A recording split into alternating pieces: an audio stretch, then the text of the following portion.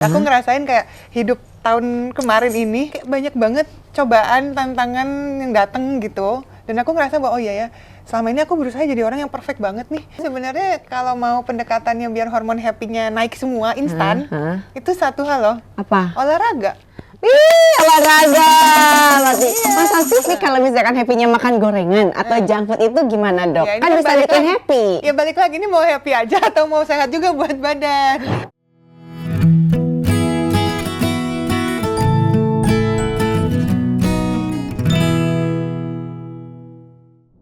Aku Selvi Kitty yang akan nemenin kalian dengan obrolan-obrolan yang hangat, jujur dan penuh cinta. Tapi hari ini aku kedatangan tamu yang cantiknya tuh natural. Wow, tepuk tangan dong.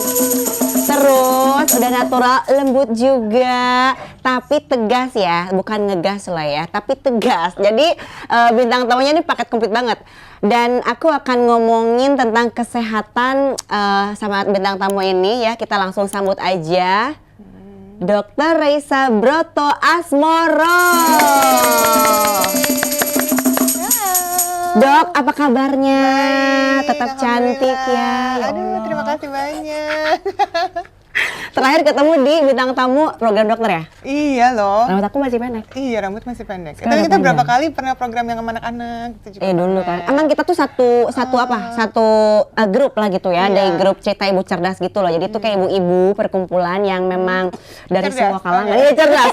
Namanya aja ibu cerdas ya kan. Jadi emang ibu-ibu cerdas gitu ya. Ada semua kalangan. Penyanyi, terus ada presenter juga, dokter juga presenter, terus ada pemain sinetron, FTV, ada penyanyi dangdut juga ya. Kayaknya aku doang ya. Macam-macam. Ada juga kan. Penyanyi dangdut. Ada, terus banyak influencer juga Oh, sekarang. banyak influencer. Oh iya bener. Terakhir kemarin bikin ini ya, apa acara. Acara komunitas kumpul-kumpul seru-seruan padel bareng. Oh oke, jadi sebutannya tuh padel apa pedal sih, Dok? Padel kan, kalau padel dayung kan ya? Oh oke, jadi aku tuh tidak tahu ya karena mungkin nggak pernah tuh padel ya. Padel, bahasa Oke. sana kan, Latin sana. Oh bahasa sana, tapi kita hari ini bukan akan ngomongin padel ya Dok ya, tapi kita akan ngobrol tentang Dr. Reisa tentunya dan mungkin tentang kesehatannya Oke, juga gitu ya, dan boleh. tips mungkin ya buat teman-teman yang nonton episode ini. Oke. Dok, aku lihat tuh dokter ya sebagai sosok yang kalem, emang ya Dok? Emang iya? Kamu kan tahu aja. Gimana sih? Emang begini aja pembawaannya. Iya, tapi pembawaannya kalau sih. biasa aja. Tapi mungkin kalau dari muka sih emang kalem sih, Oh, Dok. gitu Kayak ya. kalem, terus adem gitu kan ya. Nggak bisa berhenti bercanda ya. Udah kalem, Sebenarnya. oke, terus adem dan kelihatannya tuh sangat seimbang gitu, Cih. Antara Wes. karir, tapi bener Dok, antara karir, terus kan keluarga juga, terus kan apalagi ya kesehatan juga, Dokter kan ini juga masih praktek juga. Tahun ini sih lagi oper ke teman-teman semua karena lagi Oke. full banget ngerjain talk show. Jadi head talk tuh kayak hampir tiap hari aku. Tiap hari? Agak kasihan pasiennya ya. Tepuk tangan loh, dia tiap hari loh. Hari ini menyempatkan waktu datang ke Lollipop, terima kasih Dok. Tapi Dok, sebagai manusia biasa nih kan pasti ada aja kan naik turunnya juga. Kalau misalkan ngomongin hidup, cinta dan kebahagiaan, apa sih hal kecil yang lagi bikin dokter tuh belakang ini sangat-sangat bersyukur gitu? Sangat-sangat bersyukur. Wah, kayaknya banyak banget ya. Dari mulai hal-hal kecil sih, nggak harus hal besar gimana. Kayak bisa punya waktu nemenin anak-anak pagi hari, pulang lebih cepat, bisa ngobrol sama mereka lebih lama. Terus bisa bantu orang di tengah-tengah musibah seperti ini, meringankan beban orang. Itu udah rasa syukur yang luar biasa sih. Oke. Tetap ya anak dulu ya Dok ya. Anak dulu ya. Tiap yang pagi kepikiran bener pasti ya. sih, pasti emang keluarga nomor satu ya. Aku juga gitu sih. Jadi tiap pagi memang ada aja kayak waktu menyempatkan ketemu Abizar gitu kan, dia pergi sekolah tuh jam 6 pagi gitu Kok pagi kan. banget Abizar kali? Gak tau ya kalau sekolah Islam gitu kali ya. Oh, karena pagi banget. Pagi banget, jadi ya udah gitu menyempatkan waktu, main sebentar, terus balik lagi ya udah kayak ibunya pulang sore gitu kan, Iya. pulang malam ya udahlah gitu. Yang penting punya momen ya. Punya momen, yang penting tidur sama anak sih, aku masih sama anak. Iya. Tidurnya gitu. Oke Dok, menurut dokter apa sih pilar utama supaya di tahun baru ini hubungan kita itu baik dengan pasangan, dengan keluarga maupun diri sendiri supaya lebih sehat dan bahagia? Oh gitu. Pilar utama. Pilar utama. Wah, apa ya? Menurut aku sih kuncinya sebenarnya pertama ada komunikasi. Baik dengan pasangan, dengan keluarga lainnya, orang tua, anak-anak gitu ya. Komunikasi yang jujur, terbuka dan menerima ya, nggak judging. dan komunikasi yang memang dilakukan secara intens gitu. Oke. Itu sih poin utamanya, karena ya semua harus saling berkomunikasi, meskipun anak-anak masih kecil itu udah bisa nih diajak berkomunikasi dengan baik juga. Tapi ada cara komunikasi yang baik sama anak, misalkan ya anak aku 6 tahun. Nah kalau misalkan dari pandangan dokter sendiri, kalau misalkan kita mau komunikasi dengan anak seusia Abizar gitu ya khususnya, itu tuh harus gimana sih? Sebenarnya mereka tuh seneng dianggap gede kok, seneng dianggap dewasa gitu. Jadi kalau kita komunikasi nggak perlu harus satu arah atau nanya pertanyaan yang patah-patah gitu. Biarkan dia bisa mengeksplorasi apa yang dia pikirin, apa yang dia rasain. Meskipun mungkin jawabannya kadang-kadang kita nggak kebayang nih. Oh ternyata anak kecil tuh bisa ya berpikir lebih dari yang kita pikir gitu. Jadi ngomong aja kayak sekedar bagaimana harinya, apa yang menyenangkan hari ini. Kamu tadi di sekolah apa yang pekerjaan yang paling kamu suka gitu kan. Ada masalah nggak sama teman-teman kamu? Ada nggak teman-teman yang ada unik nggak hari ini?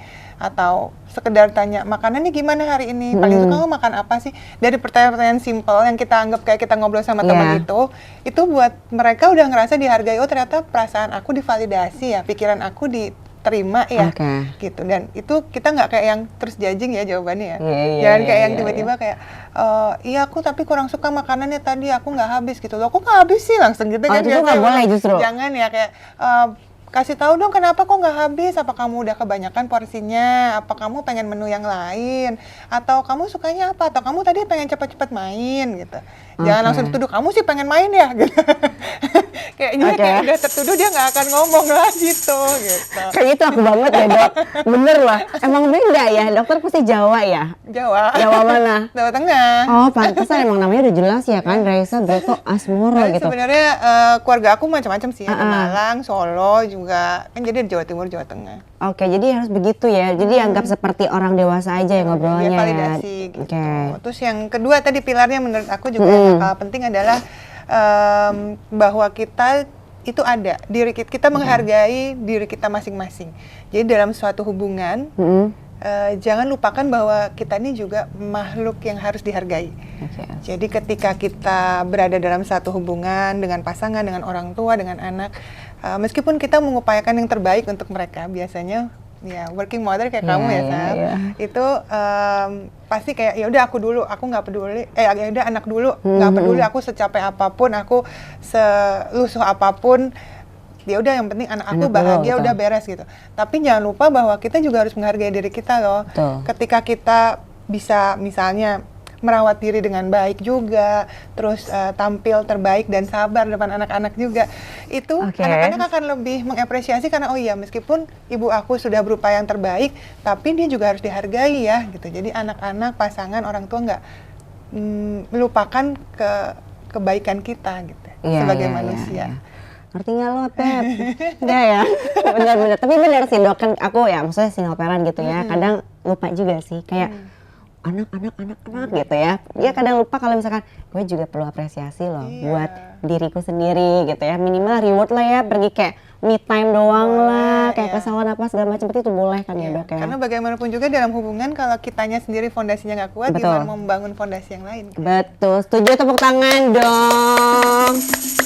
Ini dengerin urusan apa? Saya tahu ya, ini kayak pengalaman aku tahun 2025 ini berat banget. Aku ngerasain kayak hidup tahun kemarin ini kayak banyak banget cobaan, tantangan yang datang gitu. Dan aku ngerasa bahwa oh iya ya, selama ini aku berusaha jadi orang yang perfect banget nih untuk semuanya, semua orang, semua keluarga, semua temen. Aku harus jadi yang terbaik untuk mereka. Kadang-kadang lupa, ternyata kok aku burn out ya? Kok ternyata aku punya waktu untuk diriku sendiri aja hampir nggak ada ya? Dan di tahun ini aku kayak, oh ya berarti aku harus mengapresiasi diri aku juga gitu. Nah dokter gitu? Dokter zodiaknya apa ya? Capricorn. Enggak ada semuanya guys. Itu ada banget sih, ada banget. Serius ya? Iya. Perfeksionis ya? Pokoknya Capricorn kan kerja keras, perfeksionis. Iya benar. Kita jangka panjang. Iya betul. Dan selalu mengorbankan sih. Apa aja tuh pasti orang lain dulu diutamain. Gitu ya? Ya jangan dok, gimana sih? Jadi kayak, oke harus belajar itu. Kan? Ya ampun. Tepuk tangan dong, ini gimana sih Sandi? Langsung lanjut pertanyaan selanjutnya. Bengong dia habis makan. Biasa kalau habis makan emang kadang gitu dok. Antara kayaknya atau bego. Maaf lanjut. Dengan aktivitas dokter yang super padat tuh kan tadi emang lagi padat-padatnya kan. Bagaimana cara dokter menjaga keseimbangan antara pekerjaan, keluarga dan diri sendiri? Ada ritual-ritual tertentu gitu atau seperti apa? Berbagi dengan keluarga? Apa ya, bagi waktu sih pasti aku jadwalin. Jadi aku orangnya sangat-sangat timetable. Aku makanya agak susah kalau disuruh telat, disuruh mana, molor gitu. Karena aku kayak punya jadwal harian dari bangun pagi sampai tidur malam, sampai berapa bulan ke depan.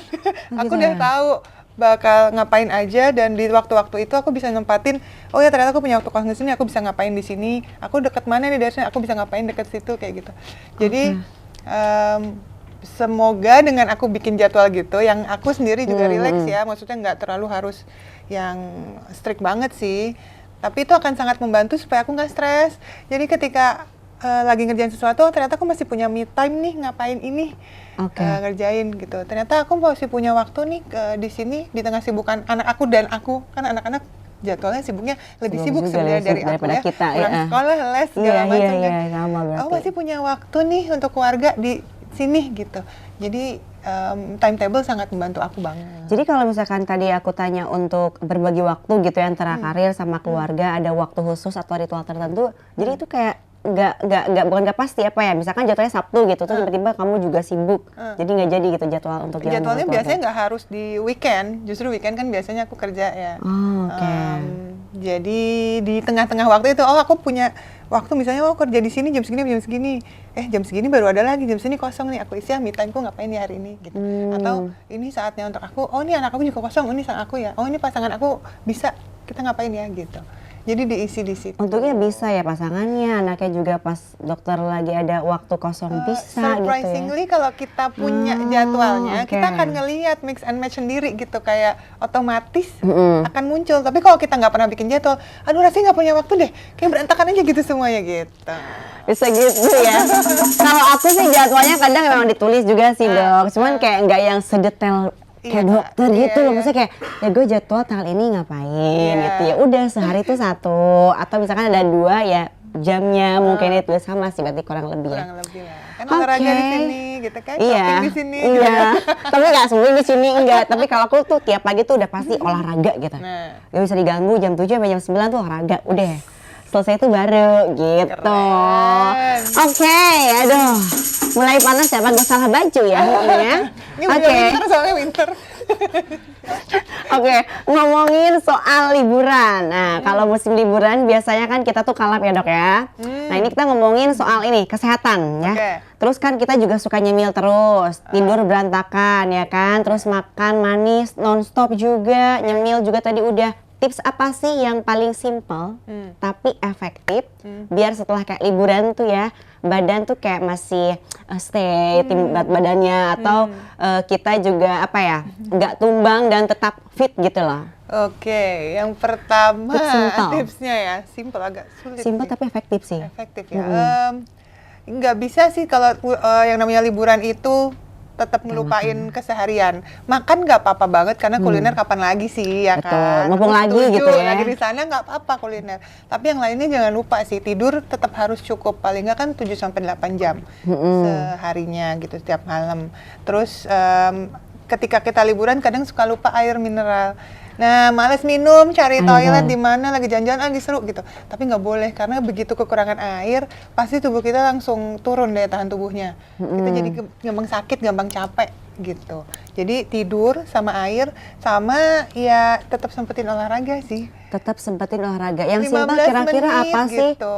Yang simpel kalau lagi libur olahraganya apa dok? Yang nggak perlu alat apa-apa. Kan pasti semua punya gadget dong yang nonton iya, kan. Bener, tinggal buka aja di YouTube gitu, ada favorit trainernya siapa, atau punya channel favorit apa, olahraga yang disukain apa. Kalau nyari tinggal tulis aja punya waktu 15 menit, 15 minutes workout at home misalnya, atau 15 minutes pilates at home. Sukanya apa? Yoga, oke 15 minutes yoga, 15 minutes HIIT gitu, high intensity training. Ya udah, itu aja kerjain, tapi tetap disempetin. Karena jadi ya simple efektif itu ya, tidur cukup, terus minum air yang banyak, dan satu lagi olahraga sempetin 15 menit. Satu lagi, vitamin vitamin atau suplemen. Vitamin atau suplemen. Wajib itu ya, makanya kalau lagi liburan tuh ya jangan lupa. Betul sekali. Tapi bener nggak sih dok, makanan tertentu itu bisa mempengaruhi mood kita? Lalu setelah liburan panjang tadi, makanan yang bisa bantu stabilkan hormon bahagia ada nggak sih? Ada banget. Lucu Bener banget, sih. kan? Masa sih? Yang namanya Oke. makanan bisa mempengaruhi mood banget. Karena kalau kita dari kegiatannya aja nih, misalnya kita lagi stres, kan hormon kortisol yang naik kan. Kalau kita lagi stres, kita akan nyari sesuatu untuk ngelawan si hormon itu. Nah, hormon untuk kegiatan makannya aja yang kita suka, itu udah naikin hormon happy. Oke. Karena kita udah mau makan sesuatu yang wah kita suka nih, kita nantikan gitu kan. Tapi yang spesifik kan hormon happy itu lebih banyak. Hormon happy itu ada 4 dose gitu. Dopamin, oksitosin, serotonin, endorfin. Oke. Nah, untuk naikin 4 hormon ini sebenarnya kegiatannya macam-macam banget. Ada beberapa hormon yang bisa dinaikin dengan makanan. Misalnya dark Makanan. chocolate. Oh, dark Nah, itu coklat. biasanya akan ningkatin hormon happy juga. Terus makan Walaupun dark itu pahit gitu.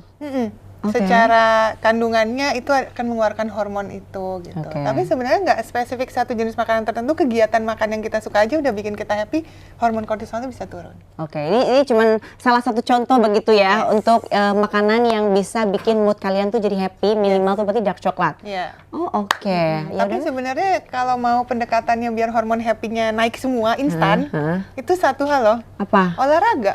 Ih, olahraga. Berarti masa sih? Iya sih bener. Olahraga yang kita suka ya, ya dok, ya? Olahraga pokoknya itu akan mengeluarkan, itu adalah satu-satunya kegiatan aktivitas yang otomatis ngeluarin 4 hormon happy sekaligus. Gitu. Oh, tuh kan teman-teman, kata dokter Raisa makanya harus olahraga. Harus tetap. Gitu.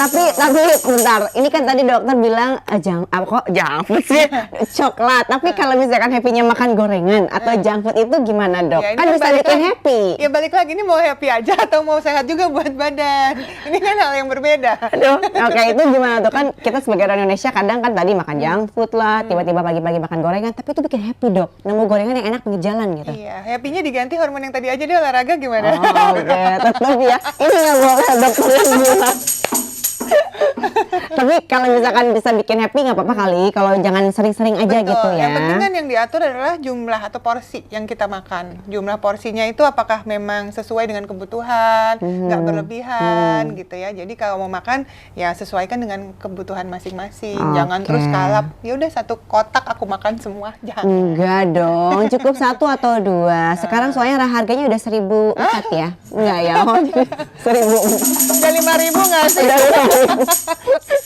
Udah 5.000. Oke.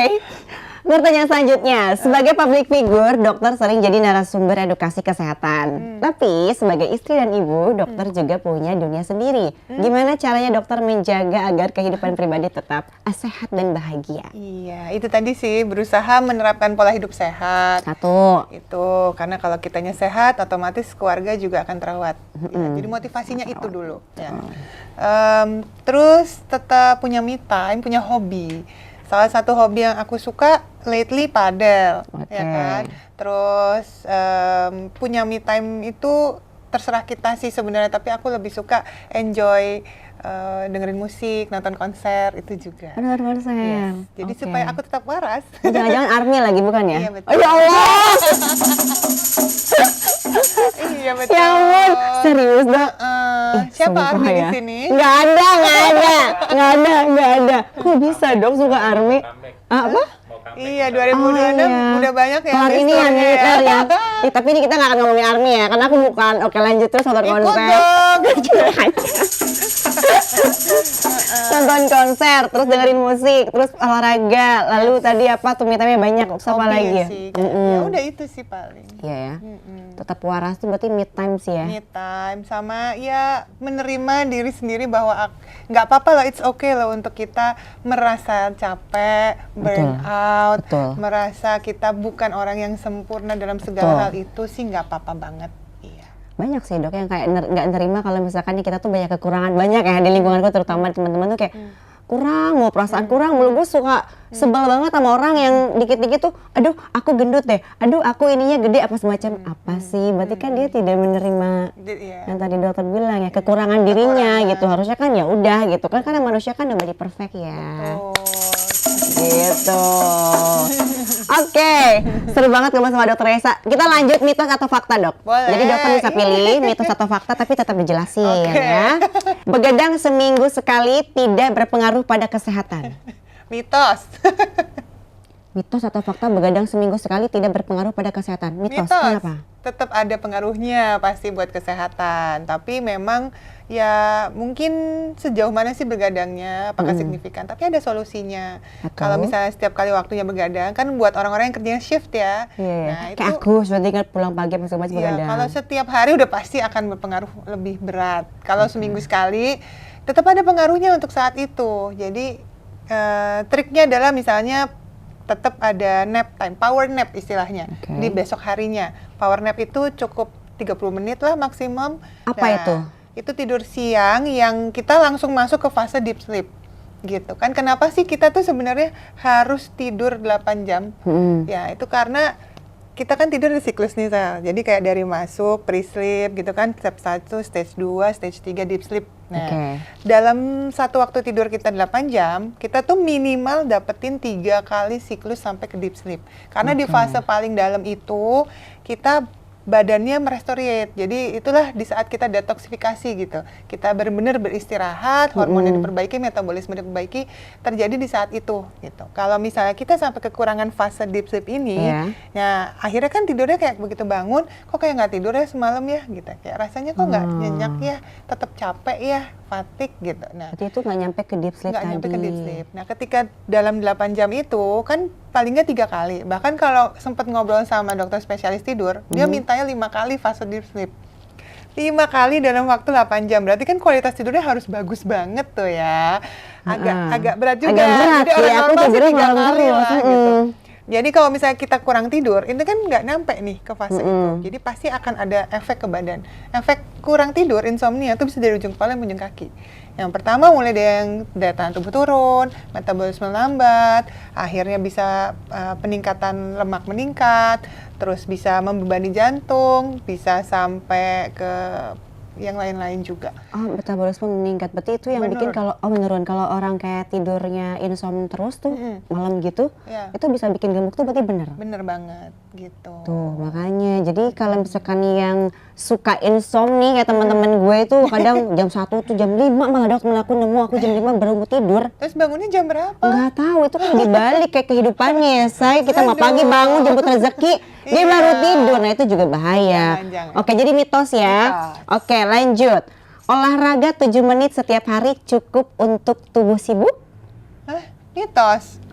Mitos juga. Mitos, nggak bisa 7 menit sih. Karena kalau dari WHO aja, itu panduannya orang normal nih dengan aktivitas normal, bukan atlet ya.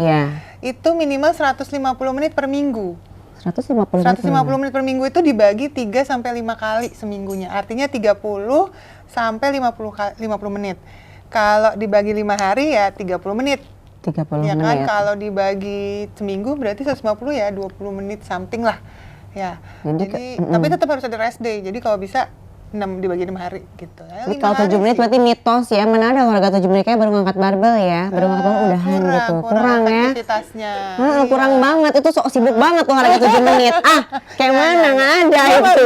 Itu pemanasan pendinginannya. Nggak ada. Jangan. Belum stretchingnya dok ya. Benar. Yang Jadi penting 30 sebenarnya menit. bukan lamanya, tapi rutinnya. Oke, minggu ini bisa, minggu depan nggak tahu gitu ya, jangan. Iya, rutin dan konsisten. Rutin, ya, betul. Konsisten. Paling nggak 150 menit per minggu. 150 menit per minggu. Lanjut.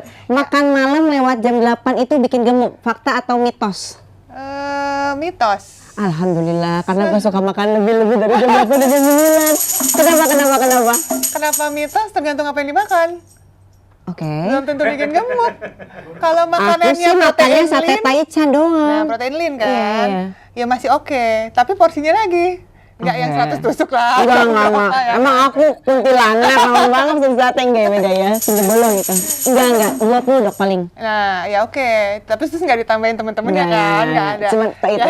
Enggak. Nah, itu masih oke. Jadi tergantung apa yang dimakan sebenarnya. Tergantung apa yang dimakan. Protein lean nggak apa-apa, sayuran, tapi ya jangan ditambahin garam lagi, minyak lagi. Kalau gitu si mini kan. bar coklat gitu, tapi yang buat diet gitu loh, yang apa sih? Kalau aku sih lebih suka non processed food ya. Jadi makanan yang masih kelihatan bentuk aslinya. Itu akan lebih Makanan baik. yang masih kelihatan bentukannya, berarti ya buah, sayur, Iya, masih kelihatan kan gitu. ayam, Iya, boleh aja. sate loh itu dok, boleh? Iya. Oke, boleh berarti ya. Cuma ada satu resiko, kalau kamu tidurnya jam 9 atau jam 10, Jam 12 deh. ya kalau itu kan masih nggak apa-apa. Cuma kalau misalnya makannya terlalu dekat dengan waktu tidur, resikonya asam lambung meningkat, bisa GERD, bisa gangguan tidur, kualitas tidurnya turun gitu. Jadi dari makan yang tadi aku bilang maksimal tuh atau minimal tuh berapa jam mau tidur sih setelah makan tadi sate taichan misalnya gitu. 2 sampai 3 jam. Kalau bisa sih 3 jam lebih aman. Berarti kalau makannya makin malam, makin lama lagi Nah tidurnya. itu dia, kalau bisa makannya jam malam, terakhir jam 7 gitu. Jadi jam 10 udah nyenyak tidurnya. Jam 7 ya. Tapi kan makanya kita kalau nonton ya dok, ya pengalaman sendiri sih. Nonton terus kayak tiba-tiba filmnya 2 jam, 3 jam, lapar tuh dok. Bener gak sih? Iya. Emang iya. suka gitu kan? Suka gitu. Oh, jadi Kurang minum mungkin, kadang minum kurang malam-malam bikin lapar. kurang minum. Oke, berarti emang bener gue kurang minum. Bener sih, gue kurang minum dok, asli. Emang kurang minum. Dihitung kebutuhan cairan minimalnya. 0,03 dikalikan kilogram berat badan. 0,3. Iya, kan orang taunya ada 8 gelas, 2 liter, 2 liter gitu ya. Iya. Tapi kan kebutuhan basic setiap orang bisa beda-beda. Kalau orang yang dengan berat badan berlebih, otomatis akan lebih butuh cairan lebih banyak. Oke. Jadi dihitung minimal segitu. Ntar kalau misalnya olahraga, banyak berkeringat, kepanasan di luar rumah, ditambah lagi dari asupan basic yang kita hitung itu tadi. Oke, minum aja deh hitungannya ya. Tepuk tangan dulu dong, seru banget. Kayaknya emang ini banget apa merhatiin gitu. Ini penting nih gitu kan. Oke lanjut, makan pedas bisa bikin metabolisme naik. Mitos atau Fakta. Fakta? Fakta, tapi sementara. Gimana tuh maksudnya? Pada Gimana? saat Aku suka pedas soalnya. Pada saat kita makan pedas aja, badan kita tuh pengen ngeluarin makanan itu sebenarnya. Karena panas kan. Iya. Ketika pedas tuh suhu di pencernaan naik. Jadi otomatis akan berjalan lebih cepat supaya dia cepat keluar. Ya, Oke. jadi tidak ada hubungannya sama bikin kurus, nggak ada hubungannya sama jadi gemuk. Iya, gitu nggak ada. Sebenarnya ya karena makanannya pedas, dia pengen cepet-cepet keluarin. Ya, itu aja. betul, jadi naik makin metabolisme. cepet. Nah, Oh oke, jadi tadi jawabannya adalah fakta. fakta ya. Oke, tepuk tangan Shay. Pertanyaan terakhir, minum lemon hangat setiap pagi bisa bikin kurus. Lah, ketawain kan? Mitos. Mitos. Mitos. Iya, aku pernah loh jalanin diet itu, pakai lemon gitu kan, terus pakai air hangat. Katanya memang untuk apa sih detox gitu kan, bener itu? Enggak. Jadi Jadi? lemon itu sebenarnya sifatnya basah. Heeh. Ya, kan kebayang rasanya asam ya, tapi padahal basah. Jadi ketika dimasukin ke saluran pencernaan, rasanya tuh lebih adem aja. Jadi kita kayak dinetralin yang tadinya mungkin terlalu asam lambungnya, jadi lebih kurang asamnya. Dan perasaan itu kan bikin rasa lebih kayak full ya. Jadi kita nggak cepat lapar Iya. gitu segala macam. Tapi nggak ada hubungannya sama menurunkan berat badan, apalagi Nggak makin ada ya. lemak. Badan kita itu bukan kayak makanan berlemak yang ada di piring, terus dituangin lemon di Jadi cucian cuek piring gitu. Enggak ya? Terus hilang lemaknya, nggak gitu. Sayangnya Tapi untuk menahan bener. enggak juga. Enggak juga? Ya untuk ini aja, sensasi aja gitu, sensasi aja. Cuma oke. banyak vitamin yang terkandung di dalam lemon kan. Masih ada flavonoidnya juga. Jadi ada tetap ada manfaatnya, tapi jangan berharap mengandalkan itu aja untuk membakar lemak dalam tubuh. Oke, jangan berharap cuma makan lemon Nggak bisa kurus. Nggak ada ya dok ya? Enggak. Oh, Kecuali makan oke. lemon doang, kita nggak makan apa-apa lagi. Nah itu bisa. Nggak juga ya? Bisa turun beratnya, tapi bukan itu kan yang kita cari. Bukan Kita itu maunya yang kita sehat. mau, bener. Iya. Oke, jadi itu ya. Jadi tadi mitos ya? Mitos. kalau si lemon itu bisa bikin kurus. Oke, ya tepuk tangan. Pertanyaan ini nggak berasa loh, saking serunya udah nyampe pertanyaan penutup. Oke, kalau ada satu pesan dari Dokter Reisa untuk perempuan Indonesia yang mungkin ingin memulai tahun baru dengan lebih sehat, tubuh lebih fit, dan cinta yang lebih berkualitas. Wow. Apa pesannya sih dari dokter? Wah, apa ya pesannya ya? Embrace yourself. Wah. Embrace yourself. Jadi terima diri aja dan upayakan yang terbaik supaya kita sehat inside out. Batin kita, jiwanya sehat, tapi juga fisiknya juga sehat. Dan ini saling berhubungan. Jadi kalau kita pengen punya mentality yang kuat, yang sehat, sehatin badan kita juga. Dan itu kan tadi terbukti dari apa yang kita udah omongin. Betul. Kalau kita olahraga dari fisiknya aja yang sehat, ternyata si mentalnya juga akan sehat karena ada yang namanya hubungan interaksi langsung, yakni hormon itu tadi. Kita langsung lagi 4 hormon ya, Dok? Langsung 4 hormon happy lah yang naik. Jadi kalau lagi stres, dipikirkan cuma masalah mental aja. Aduh, stres nih otak aku, mental aku, tapi ternyata bisa diperbaiki dengan kesehatan fisik.